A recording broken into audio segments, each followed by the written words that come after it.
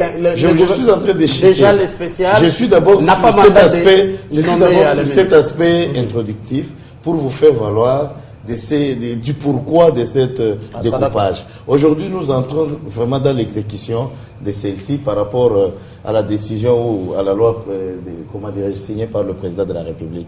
Moi, je parle toujours, moi, j'aimerais tout simplement faire voir que les paramètres n'ont pas été réunis. Vous comprenez? Même dans le contexte des commissaires généraux, spéciaux plutôt, tels qu'on le fait, les paramètres ne sont pas réunis. Fallait-il attendre les paramètres? Je ne partage pas même. Oui, il faut toujours attendre les paramètres. Pourquoi? Puisque c'est lui que vous êtes en train de nommer. Ça ne suffit pas de le féliciter. Mais il doit avoir le moyen de s'en sortir. Puisque le gouvernement attend un résultat. Qu'est-ce que le gouvernement attend comme résultat en mettant en application cette décision-là? Il veut assez que le découpage soit une réalité. En étant une réalité, il faut qu'un jour, ces démembrements... Pour les gens qui nous suivent, c'est quels paramètres qu'on devait mettre tout à fait. Il y a d'abord, oui, il y a tout à fait d'abord la sensibilisation entre les personnes que vous venez de nommer avec les populations qui doivent gouverner. Mais ils sont très proches. Vous avez par exemple, Jean Tokole, questeur de l'Assemblée provinciale. Non, je dis ceci. Homme d'affaires. Je dis ceci, c'est il est connu. À base d'abord de quels critères? À base d'abord de quels critères que vous les avez mis? Vous avez directement compris que celui-là sera accepté par la population. L'objectif dans les actions des activités du gouvernement, c'est quoi? Il faut que le peuple donne sa confiance au gouvernement et au gouverné, et pour que le gouvernant l'accompagne dans les objectifs, l'accompagne dans son exécution. C'est ce qui est important. Quand on a voulu faire les élections, c'était pour faire valoir, comment dirais-je, faire valoir du consentement de la base, bien que ça pouvait être consensuel. Qui ignore que les députés regroupés dans leur circonscription étaient élus par la base? C'est-à-dire, c'est découpé, ces députés eux-mêmes, s'ils devraient se retrouver dans toutes ces entités-là, ils devraient commencer par faire convaincre leur base. Voilà, nous sommes venus parce qu'il y a province l'intérêt de celle-ci et celle-là. À travers au travers de la communication. C'est la toute première critère la plus importante. Quand même vous dites que la décision est tout à fait administrative, mais la gestion sociologique, elle est tout à fait politique. Ça, d'accord. Vous comprenez? Elle est une dynamique qui ne doit pas échapper au nouveau nommé. Voilà. C'est-à-dire, la décision n'est pas mauvaise, mais le paramètre ne convient pas. Ça, je voulais un peu chiter. Deuxième chose, il y a dans le contexte global même du processus de découpage et de démembrement. Vous voyez un peu ça. J'avais dit, j'ai recouru dans son temps à la politique de Laurent Désiré Kabila. Vous savez, Laurent, quand il veut mettre en application une loi qui pouvait créer les incompréhensions sur le terrain, il n'utilisait pas seulement la RTNC. Il allait même de bouche à l'oreille. Je me rappelle, il y avait même des bus motorisés qui circulaient pour faire l'explication. Pour vous, il y a eu insuffisance de communication? Il n'y a pas de communication. Il y a des circuits de population qui sont au courant de ça. D'accord, maître Innocent. Voilà. Balayons un bruit comme rumeur qui risque peut-être de donner une mauvaise information. C'est à vous de préciser. Alex Sekandé, Ngoïka Sangé, ils étaient des gouverneurs, ils sont nommés, ils sont commissaires spéciaux de la nomenclature. Les autres sont restés gouverneurs. Mbadou, ici Kimbuta, au nord Kivu, Sichambo, au sud Kivu. Qui sont supérieurs à d'autres? Ont-ils les mêmes mandats ou comment? Rapidement. Bon, je crois qu'à ce niveau-là, il ne faudrait pas que les téléspectateurs se fient à un certain nombre d'amalgames que j'ai entendus sur ce plateau. Le prophète des malheurs, comme a dit un chanteur célèbre, Bandoki Basili Nanouté, ceux qui souhaitent le malheur à la RDC, il y en a encore, mais parmi les fils de ces pays.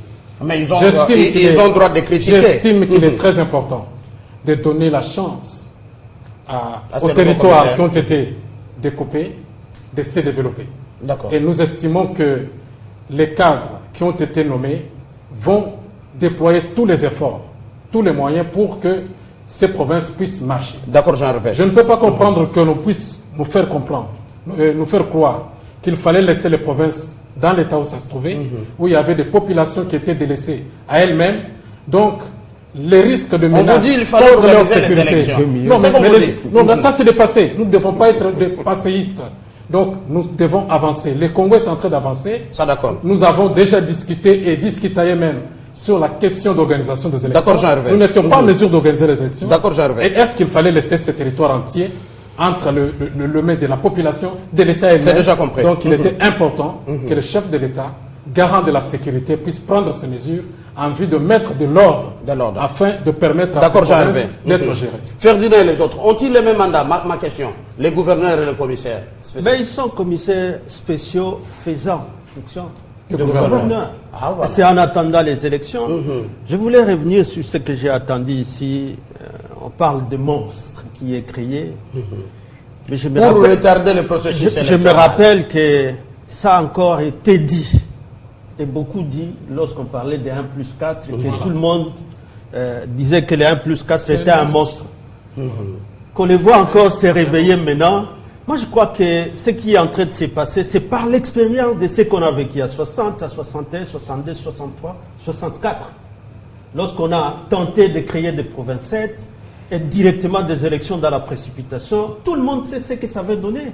Qu'aujourd'hui, on essaie avec ces hauts cadres, ces hauts fonctionnaires du gouvernement, que le gouvernement prépose déjà à ces endroits, pour qu'ils préparent les terrains, non seulement aux élections, mais aux nouveaux gouverneurs qui seront élus. Quel est le problème à tout ça? J'ai entendu ici qu'il y a eu moins de communication. Mais quelle est la province parmi ces nouvelles où vous avez appris, par exemple, à Nitouri, qui n'attendait pas cette province? Ou d'autres provinces où ces gens n'étaient pas attendus. Tout le monde attend ça et ça va résoudre énormément de problèmes avant même que ces commissaires spéciaux aient des moyens ou... C'est pas moi. Ça d'accord, monsieur Ferdinand Kambert. S'il vous plaît, on aborde la deuxième thématique. Je vais commencer avec vous, Maître Innocent Kadiata. On a fort de temps, on a d'autres thématiques. Pour l'opposition et la société civile, les dialogues à tout prix, c'est le moment. Maître Innocent, pourquoi les dialogues? L'opportunité du dialogue. Oui, effectivement, il y a le dialogue, il y a à parler autour d'une table en tant que Congolais, entre Congolais, puisque l'évolution des choses telles qu'elles se font, elle promet une crise. Il ne faut pas arriver, lorsque la situation est délicate, pour chercher à aller au dialogue. Je pense qu'il faut se réunir autour d'une même table, en tant que classe politique, sans couleur politique, regarder dans une même direction. L'objectif ici, c'est de voir le destin du Congo. Ce n'est pas un parti politique. On en a longtemps resté dans des partis politiques qui ne sont même pas capables d'éduquer leur base. Vous verrez ces jours-là, la population va tout simplement désobéir à leur soi-disant leadership. Parce que tout le monde est leader. Quand la population va... Oui, elle va désobéir.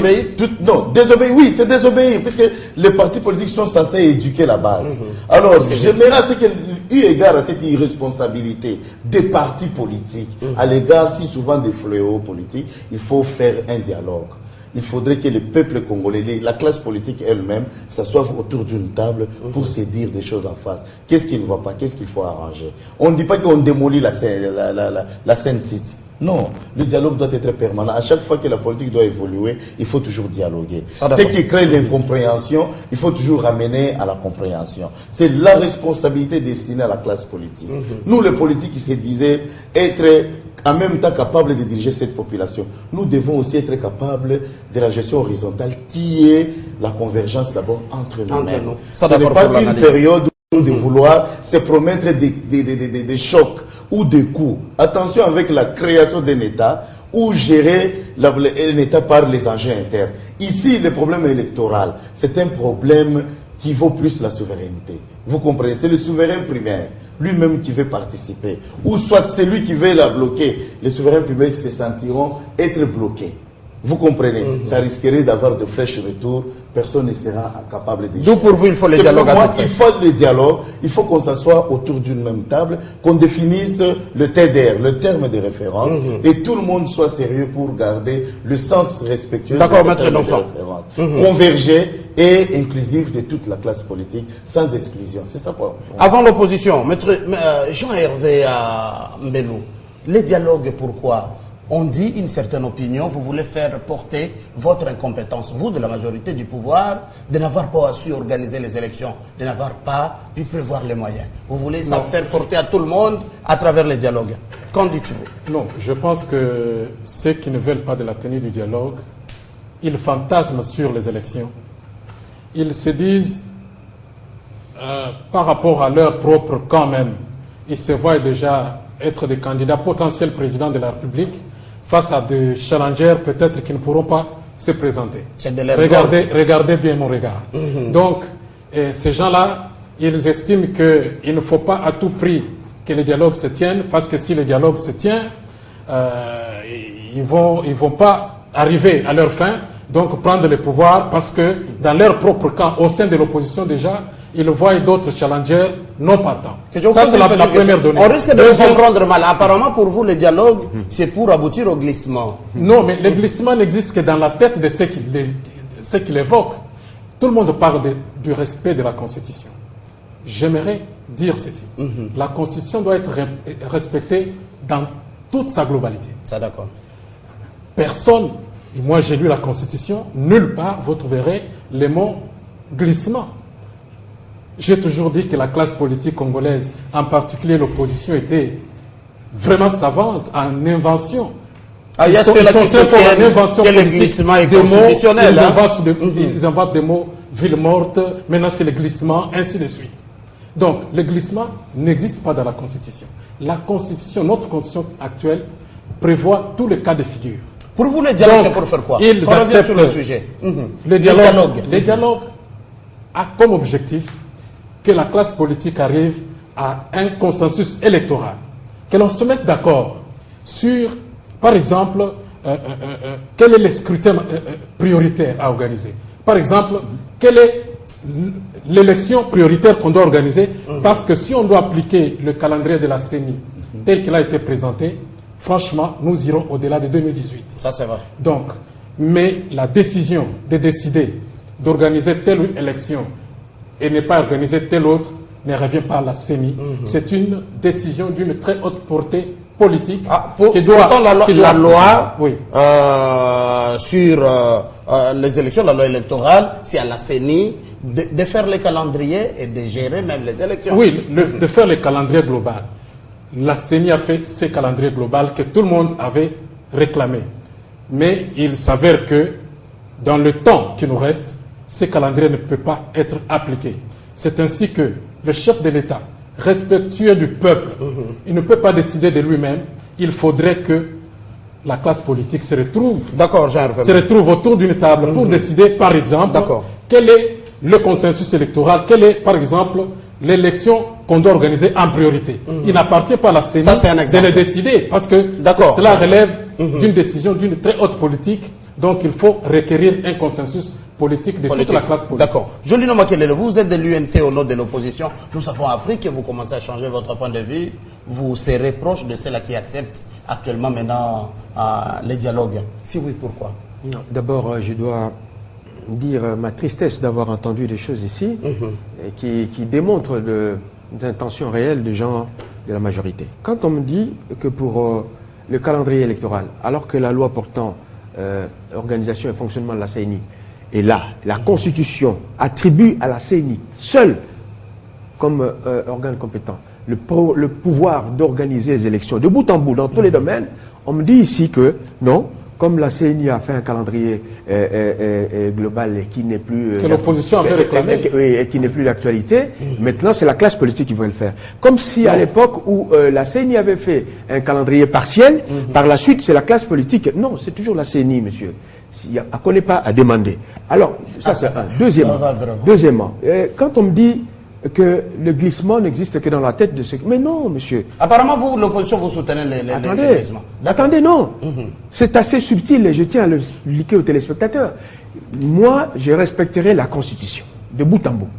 Mais, comme moi, je ne donnerai pas l'argent à la CENI pour que la CENI organise les élections, je serai là, peinard, la CENI ne sera pas en mesure d'organiser les élections, et moi, à la fin de mon mandat, je serai toujours là. Vous avez compris? C'est ça le glissement qui va arriver. C'est ça ce qui est dans la tête. On vous annonce, on vous débite des histoires dans le genre où je respecte la Constitution, mais en réalité, quand vous voyez dans l'applicabilité, on ne finance pas, donc on crée les conditions pour que les élections ne puissent pas avoir lieu. D'accord, quelqu'un de la majorité ici pour répondre. Donc vous restez là.